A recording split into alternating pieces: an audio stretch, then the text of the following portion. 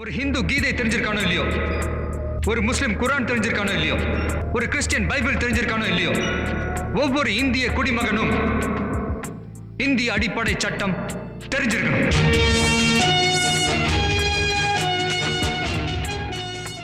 வணக்கம், சென்னை வழக்கு ரமேஷ் பேசுகிறேன். இந்த முறை பேச போகிற தலைப்பு பார்த்திங்கன்னா முக்கியமான விஷயம். இதை பற்றி ஏற்கனவே ஒரு வீடியோ நம்ம ஏற்கனவே பொய் வழக்கும் தீர்ப்பம் நீதிவின் மறுபக்கம்னு ஒரு வீடியோ போட்டிருக்கோம். டிஸ்கிரிப்ஷன் பாக்ஸில் கொடுக்குறோம், அதை போய் பார்த்துக்குங்க. அதை பார்த்தீங்கன்னா இந்த வீடியோ இன்னும் உங்களுக்கு நல்லா தெளிவாக புரியும். பொதுவாக என்ன விஷயம்னு பார்த்தீங்கன்னா, இந்த கணவர் கொடுமை பண்ணிட்டாருன்னு மனைவி போய் காவல் நிலையத்தில் புகார் கொடுத்து கணவனையும் அவரை சேர்ந்தவரையும் பெற்றோர்களையும் சிறையில் தள்ளுறத ஒரு வாடிக்கையாக வச்சுட்டு இருக்காங்க. கம்ப்ளைண்ட் கொடுத்த உடனே போலீஸார் உடனே கடமை தவறாமல் உடனடியாக கணவரையும் பெற்றோர்களையும் கைது பண்ணி சிறையில் அடைச்சிடுறாங்க. அந்த மாதிரி பண்ணக்கூடாது அப்படின்னு சொல்லி இந்திய உச்சநீதிமன்றம் ஏற்கனவே கிரிமினல் அப்பீல் நம்பர் 1277/2014 ஒரு வழக்கில், அனிஷ்குமார் ஸ்டேட் ஆஃப் பீகார்னு ஒரு வழக்கில் 7 ஆண்டு வரை தண்டனை கொடுக்கக்கூடிய குற்றங்கள், இந்த மாதிரி வரதட்சணை கொடுமைக்கான குற்றங்களில் காவல்துறை மெக்கானிக்கலாக அரெஸ்ட் பண்ணக்கூடாது. குற்றஞ்சாட்டப்பட்ட நபருக்கு வழக்கு பதிவு செஞ்சதுலேருந்து 2 வாரத்துக்குள்ளே எஃப்ஐஆர் போட்டதுலேருந்து அவருக்கு நோட்டீஸ் 41 சிஆர்பிஎஸ் பிரகாசம் நோட்டீஸ் கொடுத்துட்டு அவரை கூப்பிட்டு விசாரிச்சுட்டு அவர் சொல்கிற விஷயங்கள் காவல்துறையால் ஏற்றுக்க முடியாமல் அவர் கைது செஞ்சே ஆகணும் இருந்தால் மட்டும்தான் அதற்கான காரணங்களை பதிவு செஞ்சு அவரை கைது செஞ்சு நீதிமன்றத்தில் நீதித்துறை நடுமன்றத்தில் குற்றவியல் நீதிமன்றத்தில் நிலைநிறுத்தணும். அப்போ நீதிபதியும் போலீஸார் கைதுக்கான சொல்லி தெரிவிச்சுக்கிற காரணங்களை நியாயமானதுன்னு எடுத்துக்கிட்டால் மட்டும்தான் அவர் சிறைக்கு அனுப்பணும். இந்த விஷயங்கள் உச்சநீதிமன்றம் சொல்லியிருக்கிற இந்த தீர்ப்பில் சொல்லியிருக்கிற இந்த அனிஷ்குமார் ஸ்டேட் ஆஃப் பீகாரில் இருக்கிற இந்த விதிமுறைகளை வழிகாட்டுதல்களை பின்பற்ற தவறினால் சம்மந்தப்பட்ட அந்த காவல்துறையினர் மீதும் அந்த நீதித்துறையினர் மீதும் துறை ரீதியாக நடவடிக்கை எடுக்கணும் உச்சநீதிமன்றம் ஏற்கனவே சொல்லியிருக்கு. அதை பின்பற்றாததால் ஒருத்தர் எப்படி பாதிக்கப்பட்டார்ன்ற விஷயத்தை நம்ம இப்போ சொல்ல போகிறோம். இதுலேருந்து என்ன தெரிஞ்சுக்கிட்டோன்றதை நான் சொல்கிறேன் உங்களுக்கு. ஜனார்த்தனன் ஒருத்தர் என்ன பண்ணுறாரு, மதுரை உயர்நீதிமன்றத்தில் ஒரு வழக்கு போடுறார். என்ன வழக்குன்னு பார்த்தீங்கன்னா, அவர் மேலே என்ன பண்ணிடுறாங்க, அவருடைய மனைவி ஒரு வரதட்சணை புகார், டொமஸ்டிக் ஹராஸ்மெண்ட்டுன்னு ஒரு வரதட்சணை தொந்தரவு பண்ண டவரி ஹராஸ்மெண்ட்டுன்னு சொல்லி அனைத்து மகளிர் காவல் நிலையம் மதுரையில் ஒரு காவல் நிலையத்தில் ஒரு புகார் கொடுக்குறாங்க. போலீஸ் உடனே என்ன பண்ணிடுறாங்க, அவர் அடுத்த நாளே புகார் கொடுத்த அடுத்த நாளே அவருக்கு 41 சிஆர்பிசி நோட்டீஸ் கொடுத்துட்டு, அதாவது உடனடியாக கைது பண்ணிடுறாங்க அவரை. ஆனால் 41 சிஆர்பிசி நோட்டீஸ் கொடுத்துட்டு உடனடியாக கைது பண்ணக்கூடாது. உச்சநீதிமன்றம் ஏற்கனவே லலிதகுமாரி கேஸில் தெளிவாக சொல்லியிருக்கு. இந்த வணிக குற்றங்கள், திருமண சச்சரவுகள் குற்றங்கள் எல்லாம் இந்த மாதிரி புகார் வந்துச்சுன்னா அதை முதல்நிலை விசாரணை மேற்கொண்டுட்டு அப்புறம்தான் கைது செய்யணும், அவசரப்பட்டு கைது செய்யக்கூடாதுன்னு சொல்லியிருக்கு. ஆனால் இவருக்கு நோட்டீஸ் கொடுத்த உடனேயே இவரை கைது பண்ணிடுறாங்க. கைது பண்ணி ஜெயிலில் அடைச்சிடுறாங்க. அப்புறம் அவர் இது பற்றி ஏற்கனவே உச்சநீதிமன்றம் சொல்லியிருக்கிற இந்த அனிஷ்குமார் ஸ்டேட் ஆஃப் பீகார்ன்ற வழிகாட்டுதல்களை இந்த மதுரை அனைத்து மகளிர் காவல் நிலைய காவல் ஆய்வாளர் பின்பற்றலை அப்படின்னு சொல்லி ஒரு நீதிமன்ற அவமதிப்பு வழக்கு போடுறார். அதாவது குற்றவியல் நீதிமன்ற அவமதிப்பு நடவடிக்கை எடுக்கணும்னா சம்பவம் நடந்த தேதியிலேருந்து 1 வருட காலத்துக்குள்ளே உயர் நீதிமன்றத்தில் போடலாம். அந்த அனைத்து மகளிர் காவல் நிலைய ஆய்வாளர் பேர் யாருன்னு பார்த்தீங்கன்னா விமலா, அவங்க பேர். வழக்கு போட்டவர் யார் பார்த்தீங்கன்னா ஜனார்த்தனன். என்ன சொல்கிறாருன்னா, உடனடியாக சுப்ரீம் கோர்ட்டுக்கு சொல்லியிருக்கிற இந்த வழிமுறைகளை பின்பற்றாமல் எனக்கு கைது செஞ்சு சிறையில் அடிச்சிட்டாங்க, அதனால் இவங்க மேலே நீதிமன்ற அவமதிப்பு நடவடிக்கை எடுக்குன்னு சொல்கிறாங்க. அவங்க பதிலுக்கு காவல் ஆய்வாளர் பதில் போடுறாங்க. அந்த பதில் என்ன சொல்கிறாங்க, நாங்கள் அந்த மாதிரிலாம் எதுவும் தப்பு பண்ணலை அப்படின்னு சொல்கிறாங்க. அதுக்கப்புறம் நீதிமன்றம் அந்த வழக்கு கோப்புகளை வர வச்சு பார்க்கும்போது எந்த அடிப்படை விசாரணையும் மேற்கொள்ளாமல், முதல்நிலை விசாரணை மேற்கொள்ளாமல் இவருக்கு கைது சிறையில் அடைச்ச தப்புன்றதை கண்டுபிடிச்ச உடனே காவல்துறை உடனடியாக நீதிமன்றத்தில் அந்த அனைத்து மகளிர் காவல் நிலைய ஆய்வாளர் அன்கண்டிஷனல் அப்பாலஜி, நிபந்தனையற்ற மன்னிப்பு கேட்குறாங்க. கேட்ட உடனே மன்னிச்சு விட்டுடுது நீதிமன்றம். ஆனால் இந்த மாதிரி பண்ணது தப்புன்னு சொல்லுது. என்ன வழக்குன்னு அந்த வழக்கு விவரத்தை சொல்கிற பாருங்க. கண்டெம்ட் பெட்டிஷன் நம்பர் MD 1412/2022 தீர்ப்பு நாள் வந்து 28/6/2023. தீர்ப்பு வழங்கினது யாருன்னு பார்த்தீங்கன்னா நீதியரசர்கள், சென்னை உயர்நீதிமன்ற மதுரை கிளை நீதியரசர்கள் ஆர். சுப்பிரமணியன் மற்றும் விக்டோரியா கௌரி. ஆனால் தீர்ப்பு சொல்கிறது யாருன்னு பார்த்தீங்கன்னா நீதியரசர் விக்டோரியா கௌரி தான் சொல்கிறாங்க.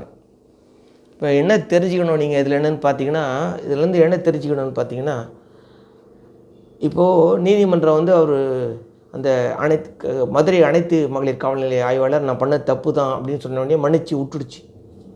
அப்போ சிறையில் இருந்தார் இல்லையா, சம்மந்தமே இல்லாத உச்சநீதிமன்ற தீர்ப்புகளை பின்பற்றாமல் சிறையில் இருந்தார் இல்லையா, அவருக்கு என்ன ரெமெடி அவருக்கு?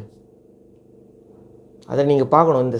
இந்த வழக்கில் நீங்கள் என்ன கற்றுக்கணும் அப்படின்னு பார்த்தீங்கன்னா, நிறைய பேர் பண்ணுற தப்பு என்ன பண்ணுறதுன்னு பார்த்தீங்கன்னா, இவர் வந்து இந்த ஜனார்த்தனன் வந்து வழக்கை வந்து அந்த காவல்நிலை ஆய்வாளருக்கு எதிராக மட்டும் போட்டிருக்கார்.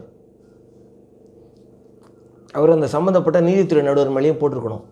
இந்த அம்மா தான் கொண்டு போய் அரெஸ்ட் பண்ணி அவர் கொண்டு போய் நிறுத்தினா அதெல்லாம் கரெக்டாக பண்ணலை அப்படின்னு அந்த ஆவணங்களை பரிசீலித்து இவருக்கு கைதுக்கான இவர் ரிமாண்டே கொடுத்துருக்கூடாது, நீதித்துறை காவலுக்கு அனுப்பிச்சிருக்கக்கூடாது அந்த நீதித்துறை நடுவர். அப்போ வழக்கில் நீங்கள் இந்த மாதிரி கண்டெம்ட் போட்டிங்கன்னா சம்மந்தப்பட்ட காவல் ஆய்வாளரோடு சேர்த்து அந்த நீதித்துறை நடுவரையும் சேர்க்கணும். தீர்ப்பில் வந்து தெளிவாக அந்த அனேஷ்குமார் ஸ்டேட்டாபிகாரோட தீர்ப்பை அந்த பாயிண்ட்ஸை கொடுத்துருக்காங்க.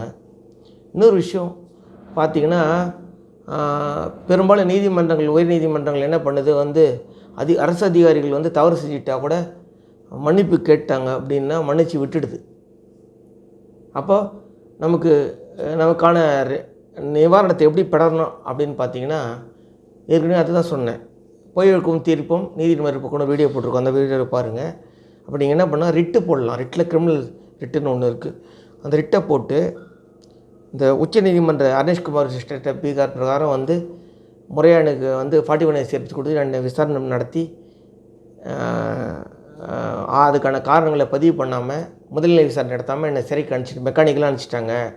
அந்த நீதித்துறை நடுவரும் என்னை வந்து போலீஸாருடைய பேச்சை கேட்டுக்கிட்டு என்னை சிறையில் அடைச்சிட்டாரு அப்படின்னு சொல்லி அந்த சம்மந்தப்பட்ட அந்த காவல் ஆய்வாளர் மற்றும் அந்த நீதித்துறை மேஜிஸ்ட்ரேட், ஜுடிஷியல் மேஜிஸ்ட்ரேட் 2 பேரையும் சேர்த்து 2 பேரையும் பார்ட்டியாக சேர்த்து போட்டு இவங்க 2 பேரும் மேலேயும் துறை ரீதியாக நடவடிக்கை எடுக்கணும். அனேஷ்குமார் ஸ்டேட்டாபிகாரில் கொடுத்துருக்குற அந்த உச்சநீதிமன்ற தீர்ப்பு பிரகாரம் துறை ரீதியாக நடவடிக்கை எடுக்கணும், பாதிக்கப்பட்ட வந்து எனக்கு இழப்பீடு தரணும் அப்படின்னு கேட்கணும். கேட்டிங்கன்னா கண்டிப்பாக உங்களுக்கான பரிகாரம் கண்டிப்பாக கிடைச்சிரும். இன்னொரு விஷயம் என்ன பண்ணணுன்னு பார்த்தீங்கன்னா, சரி தெரியாமல் அந்த காவல் ஆய்வாளர் வந்து அவங்க வந்து கடமை தவறாதவங்க காவல் ஆய்வாளர்லாம் காவல்துறையில் காவல் ஆய்வாளர்லாம் வந்தவுடனே இந்த மாதிரி டவரி ஹராஸ்மெண்ட் கேஸ் வந்தவுடனே வரதட்சணை கொடுமை சம்பந்தம் உடனே ரொம்ப ஸ்பீடாக செயல்படுவாங்க.